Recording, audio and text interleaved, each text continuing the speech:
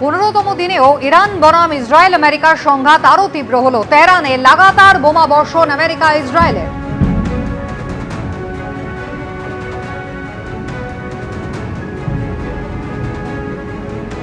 ইরানের খার্গ দ্বীপে লাগাতার বোমা বর্ষণের প্রকাশ করলেন ডোনাল্ড ট্রাম্প।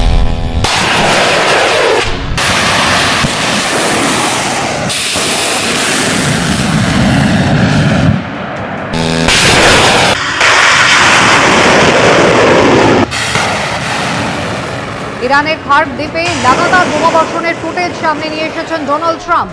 ইরানে তেল পরিবহনের 90% এই খার্গ থেকেই হয়। পাল্টা জবাব কিন্তু দিচ্ছে ইরানও।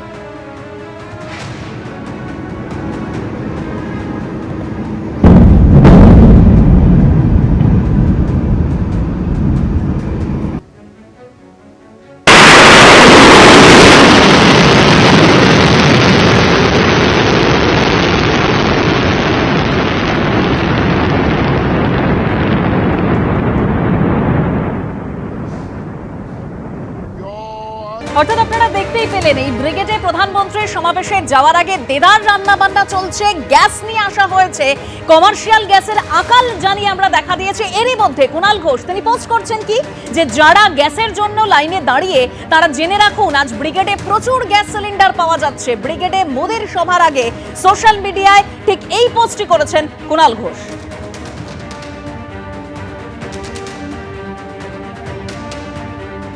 কুণাল ঘোষ তিনি পোস্ট করেছেন ইতিমধ্যেই যে যারা গ্যাসের জন্য লাইনে দাঁড়িয়ে তারা জেনে রাখুন আজ ব্রিগেডে প্রচুর গ্যাস সিলিন্ডার পাওয়া যাচ্ছে।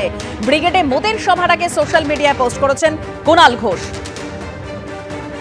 আমাদের সঙ্গে এই মুহূর্তে টেলিফোন লাইনে রয়েছেন বিজেপি নেতা সজল ঘোষ। সজলদা, একেবারে কুণাল ঘোষ তিনি পোস্ট করেছেন যে যারা গ্যাসের জন্য লাইনে দাঁড়িয়ে তারা জেনে রাখুন আজ ব্রিগেডে প্রচুর গ্যাস সিলিন্ডার পাওয়া যাচ্ছে, কারণ যেভাবে দেদার রান্না বান্না চলছে তার জন্যই কুণাল ঘোষ এই পোস্ট করেছেন। কি বলবেন?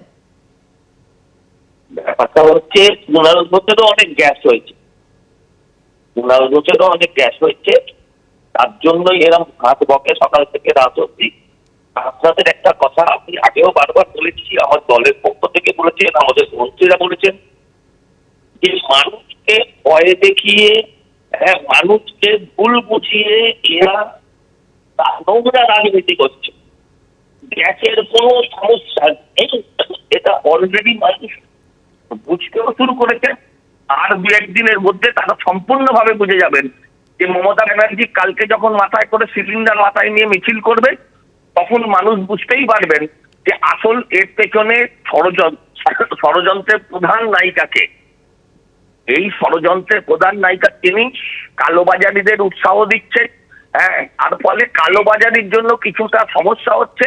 আর এই তৃণমূলের দেখানো ভয়ের কারণে মানুষ আতঙ্কিত হচ্ছে। কোনো কারণ নেই ভয় পাওয়ার, এসওপি একটু চেঞ্জ হয়েছে, এছাড়া কিচ্ছু নয়।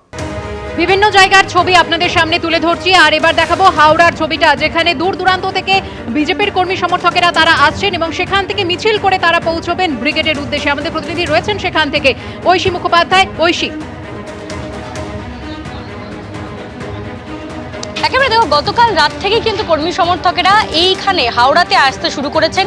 গতকাল থেকে আমরা দেখতে পাচ্ছি যে দার্জিলিং, আলিপুরদুয়ার, উত্তরবঙ্গের যে সমস্ত কর্মী সমর্থকরা রয়েছেন তারা কিন্তু গতকাল রাত থেকে আসছেন বলে এখানে কিন্তু এক বিশাল আয়োজন করা হয়েছে তাদের খাওয়া দাওয়ার এবং তাদের রেস্ট নেওয়ার। আমি দেখাতে বলবো অজয়কে ছবিটা, যে ভাত এবং তার সঙ্গে যে সবজি সমেত তৈরি ডাল, সেই ডালের ব্যবস্থা করা হয়েছে। এখানে মূলত নিরামিষ খাওয়া দাওয়াই করানো হচ্ছে। ডাল এবং তার সঙ্গে পনির, ক্যাপসিকাম, বেগুন, আলু সব দিয়ে তৈরি একটি ডাল এবং ভাত দেওয়া হচ্ছে। এখানে কর্মী সমর্থকেরা যারা আসছেন তারা এখান থেকে প্রাতরা সেরেই মূলত ব্রিগেড মুখে যে মিছিল, সেই মিছিলে যোগদান করছেন এবং ব্রিগেডের উদ্দেশ্যে রওনা দিচ্ছেন।